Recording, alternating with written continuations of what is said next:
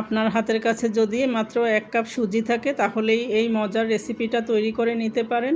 খুব অল্প সময়ে তৈরি করা যায়, খেতে হয় অসাধারণ স্বাদ।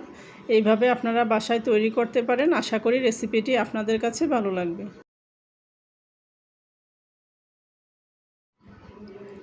এখানে আমি নিচ্ছি 2 কাপ পানি, তার সাথে আমি দিচ্ছি আধা কাপ গুড় আর দিচ্ছি অল্প একটু লবণ। এখানে আমি দিচ্ছি 1/4 কাপ চিনি। এখন সব কিছুকে আমি নেড়েচেড়ে পানির সাথে ভালো করে মিশিয়ে নিব। এখানে আমি দিয়েছি অল্প একটু দারুচিনির গুঁড়া। এখন পানিটা ভালো করে ফুটে উঠলে আমি চুলাটা কমিয়ে দিব। তারপরে আমি এখানে 1 কাপ সুজি আস্তে আস্তে অল্প অল্প করে দিয়ে অ্যাড করব আর নেড়ে দিব। সাথে সাথে নাড়তে হবে, তা না হলে দলা পাকিয়ে যাবে। পুরোটা সুজি আমি দিয়ে দিয়েছি। এখন আমি নেড়েচেড়ে একটা ডো তৈরি করে নিব। নাড়া বন্ধ করা যাবে না, অনবরত নেড়েচেড়ে সুজিটাকে একটা ঘন ডো তৈরি করে নিতে হবে। আমি এখানে গুড় আর চিনি দুইটাই দিয়েছি। আপনারা চাইলে শুধু গুড় বা শুধু চিনি দিয়েও রেসিপিটা তৈরি করতে পারেন। ডোটা আমার তৈরি হয়ে এসেছে, অনেকটাই ঘন হয়ে এসেছে। এখন আমি এটাকে নামিয়ে নিচ্ছি।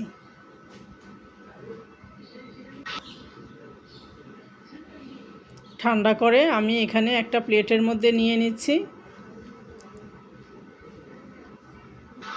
হাতে তেল দিয়ে নিতে হবে, তা না হলে হাতের সাথে লেগে যাবে। তেল দিয়ে আমি ভালো করে মথে নিচ্ছি। ডোটা গরম থাকা অবস্থায় মথা যাবে না, তাহলে হাতের সাথে বেশি করে লেগে যাবে। কিছুটা ঠান্ডা হয়ে আসলে তারপরে ডোটাকে ভালো করে মথে নিতে হবে। এটাকে আমি 2 ভাগ করে এখন 1 ভাগ দিয়ে আমি রুটি বেলে নিব। এখানেও আমি তেল মেখে নিচ্ছি।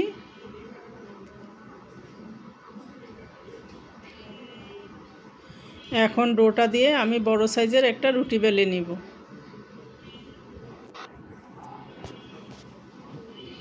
বেশি জোরে চাপ দেওয়া যাবে না, আলতো হাতে এটাকে বেলে নিতে হবে।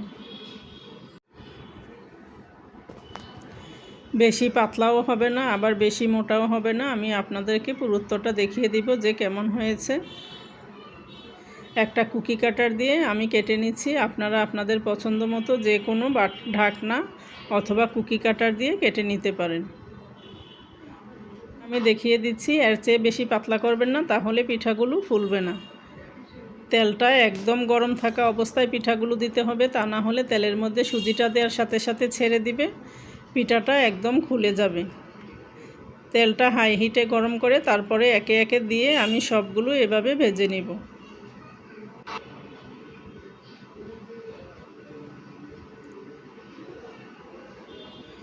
এখানে আমার প্যানটা ছোট, আমি 2টা করে দিচ্ছি। আপনাদের প্যানটা যদি বড় হয় তাহলে বাড়িয়ে দিয়েও ভেজে নিতে পারেন।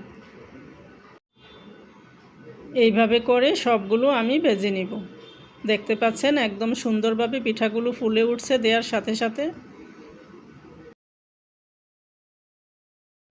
এই রেসিপিটা তৈরি করার সময় প্রথমে পানিটা ভালো করে ফুটে উঠলে তারপরে চুলাটা কমিয়ে সুজিটা আস্তে আস্তে করে দিয়ে একটা মিডিয়াম সাইজের ডো তৈরি করে নিতে হবে। বেশি শক্তও হবে না, আবার বেশি নরমও হবে না।